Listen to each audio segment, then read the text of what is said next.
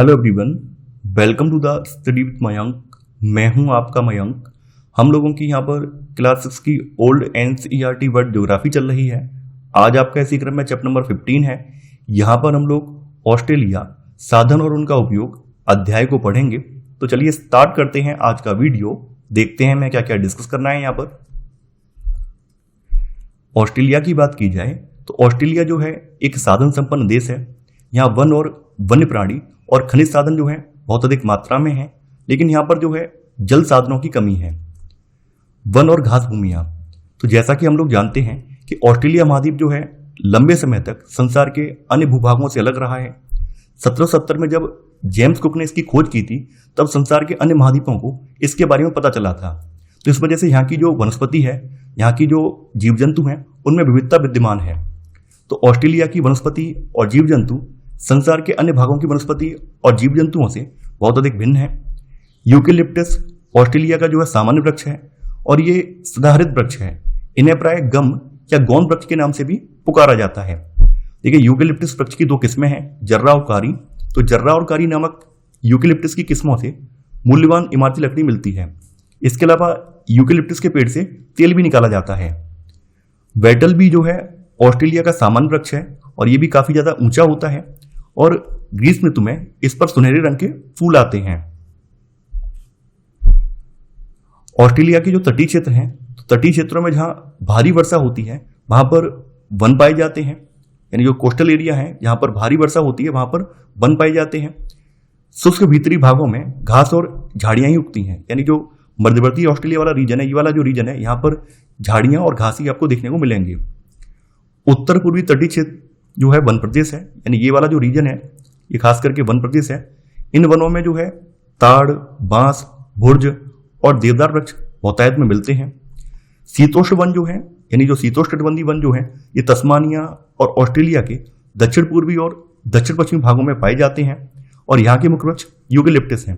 देखिए, ये जो है ये तस्मानिया रीजन है और ये जो मैंने अभी लाइन ड्रॉ की है ये वाला, ये आप देख पा रहे होंगे, ये दक्षिण पूर्वी रीजन है और ये दक्षिण पश्चिमी रीजन है। तो यहाँ की जो जलवायु है शीतोष्ण जलवायु है। तो शीतोष्ण जलवायु होने की वजह से यहाँ पर शीतोष्ण वन पाए जाते हैं और इन वनों का मुख्य वृक्ष जो है यूकेलिप्टस है। उष्णकटिबंधीय घास भूमियां जो हैं ये उत्तर में फैली हुई हैं, खास करके इस रीजन में, उत्तर रीजन में फैली हुई हैं और इन्हें सवाना कहते हैं। शीतोष्ण कटिबंधीय घास भूमियां मर्रे और डार्लिंग नदियों की द्रोणियों में फैली हैं, जहां इन्हें डाउन्स कहते हैं। देखिए, काफी इंपॉर्टेंट है। कई बार पूछा जाता है कि ऑस्ट्रेलिया की शीतोष्ण कटिबंधीय घास भूमियों को किस नाम से जाना जाता है। इन्हें डाउन्स के नाम से जाना जाता है। तो ये कहां पर है? ये मर्रे और डार्लिंग नदियों की द्रोणियों में ये घास भूमियां फैली हुई हैं। यहाँ की जो भूमियां हैं ये चरागाही कृषि के लिए काफी ज्यादा प्रसिद्ध हैं। ऑस्ट्रेलिया के अर्धशुष्क क्षेत्रों की मुख्य वनस्पति साल्ट ब्रुश और मुल्गा पौधे हैं। यानी यहाँ के जो अर्धशुष्क रीजन है वहां की जो मुख्य वनस्पति है उसमें साल्ट ब्रुश पौधा और मुल्गा पौधे देखने को मिलते हैं। नागफनी और कांटेदार घास अधिक सूखे भागों में उगते हैं। यानी खास करके जो मरुस्थलीय रीजन है वहां पर नागफनी और कांटेदार घास देखने को मिलती है। अब यहाँ के वन्य प्राणियों की बात कर लेते हैं। तो जैसा कि मैंने स्पष्ट कर दिया है कि यहाँ पर ये महाद्वीप जो है लंबे समय तक दुनिया के अन्य महाद्वीपों से अछूता रहा है। इसी वजह से यहाँ के जो वन्य प्राणी हैं उनमें विविधता आज भी देखने को मिलती है।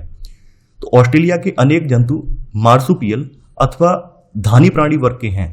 यानी इन जंतुओं के पेट के जो पास खाल की थैली जैसी बनी होती है जिसमें ये अपने बच्चों को आसानी से उठाए फिरते हैं। यानी ये जो थैली आप देख रहे हैं इसमें ये अपने बच्चों को आसानी से उठा पाते हैं और रख पाते हैं।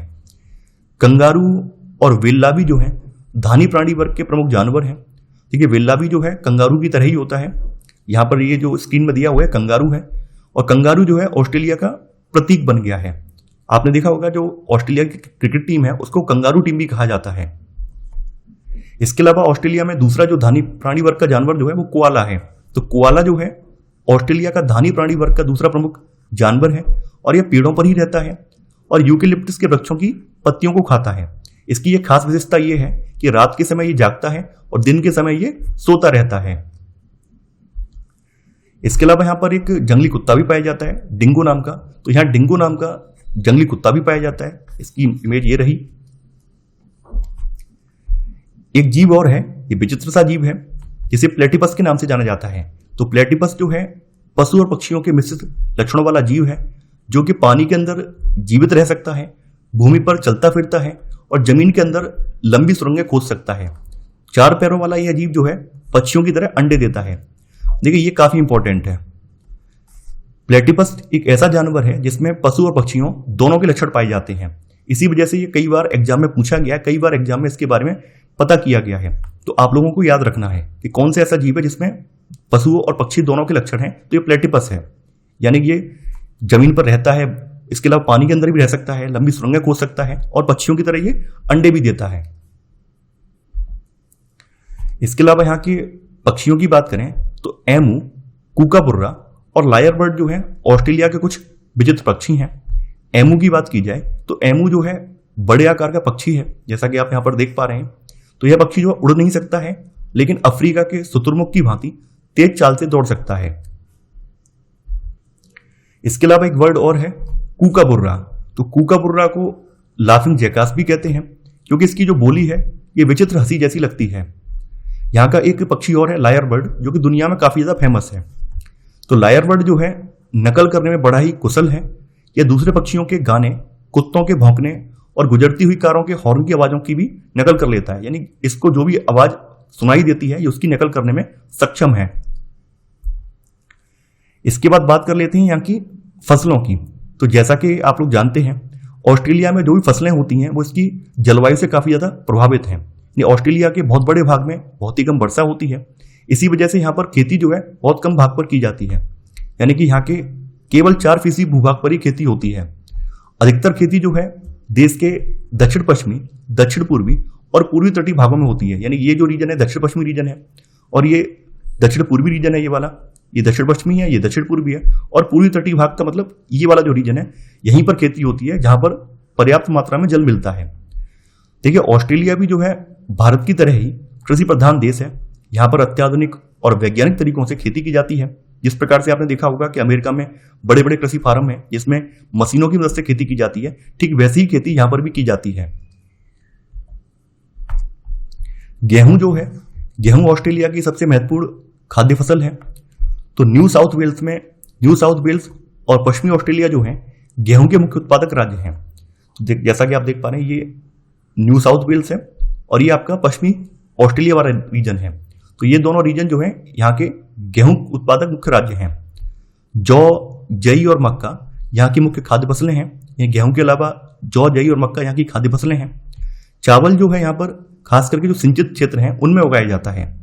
गन्ना, तंबाकू तथा कपास जो है मुख्यतः क्वींसलैंड में पैदा होते हैं। यानी ये वाला जो रीजन है क्वींसलैंड वाला, यहाँ पर गन्ना, तंबाकू और कपास ये उगाए जाते हैं।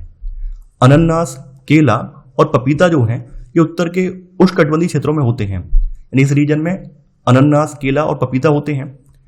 सेब, संतरे तथा अंगूर जो है दक्षिण के शीतोष्णकटिबंधीय क्षेत्रों में पैदा किए जाते हैं। यानी दक्षिण का जो शीतोष्णकटिबंधीय रीजन है यहाँ पर सेब, संतरे और अंगूर पैदा किए जाते हैं। यानी यहाँ की जलवायु जो है कैसी है, भूमध्य सागरीय जलवायु है।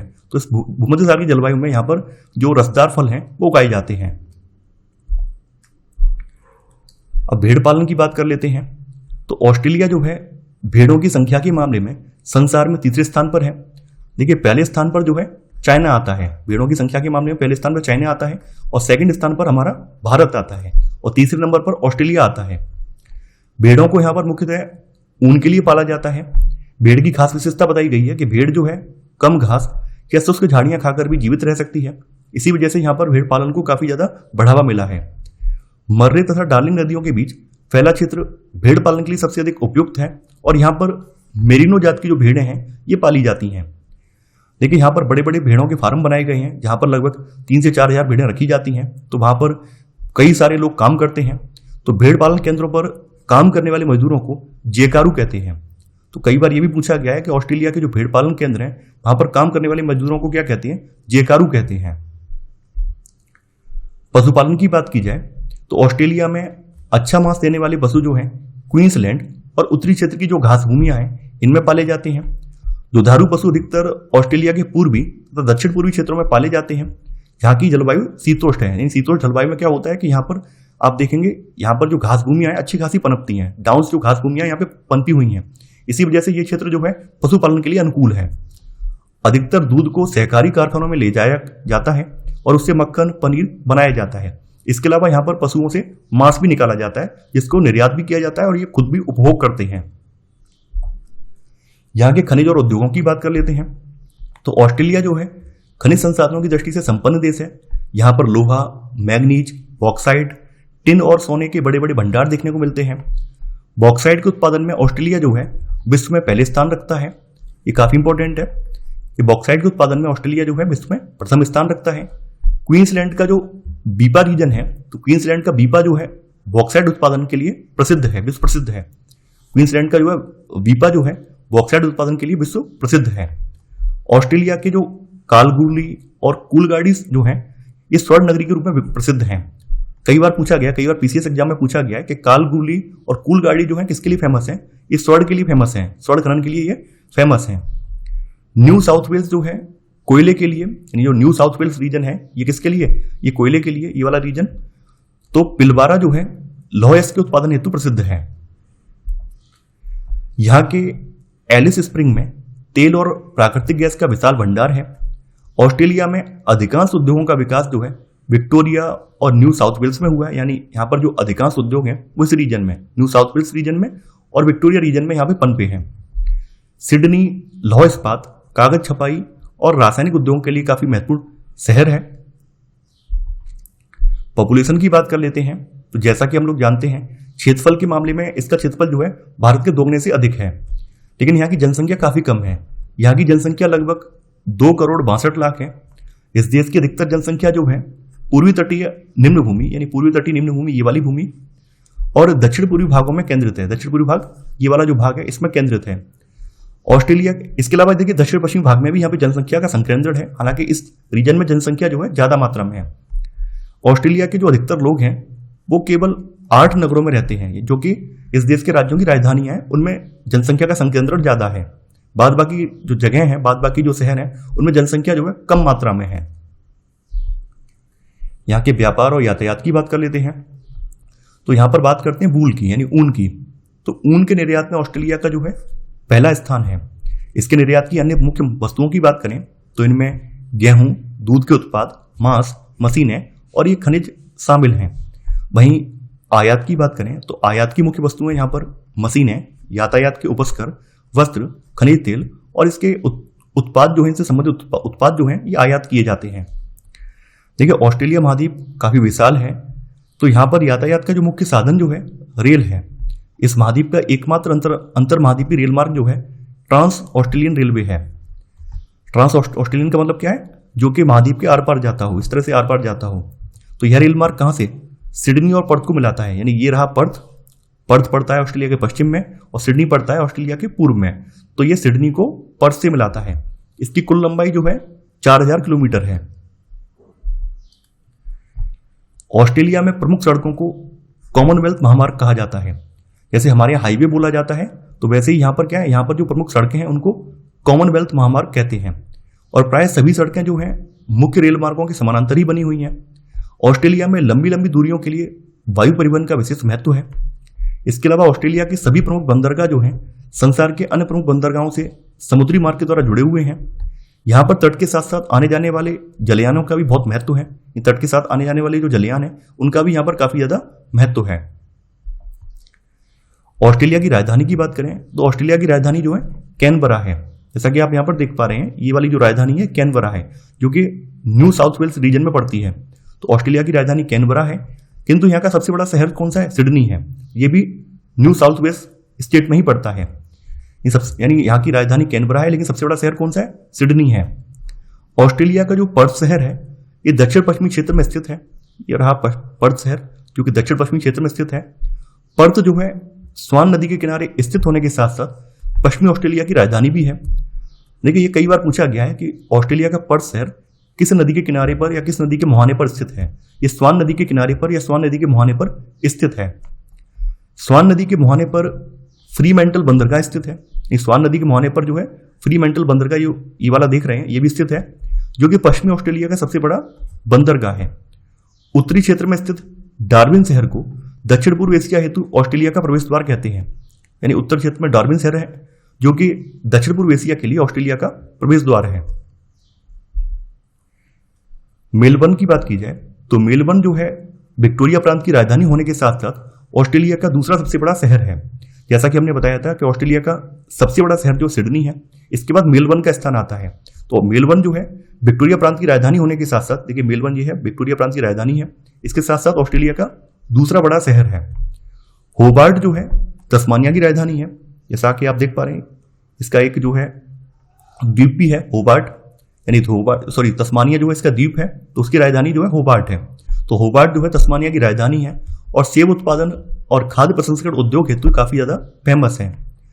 सेंट विंसेंट की खाड़ी पर स्थित एडिलेड शहर जो है दक्षिणी ऑस्ट्रेलिया की राजधानी होने के साथ साथ कृषि, वस्त्र उद्योग, दुग्ध उद्योग आदि का प्रमुख केंद्र है। यानी एडिलेड शहर जो है ये दक्षिणी ऑस्ट्रेलिया की राजधानी होने के साथ साथ किसका, ये कृषि, वस्त्र उद्योग, दुग्ध उद्योग, इन सब का प्रमुख केंद्र भी है। तो इसी के साथ हमारा ये चैप्टर समाप्त हो जाता है। मैं आशा करता हूं कि आपको वीडियो ये पसंद आया होगा। आप लोग इस वीडियो को लाइक और शेयर करना बिल्कुल मत भूलिए। तो चलिए आज की बस इतना ही। Thanks for watching. जय हिंद।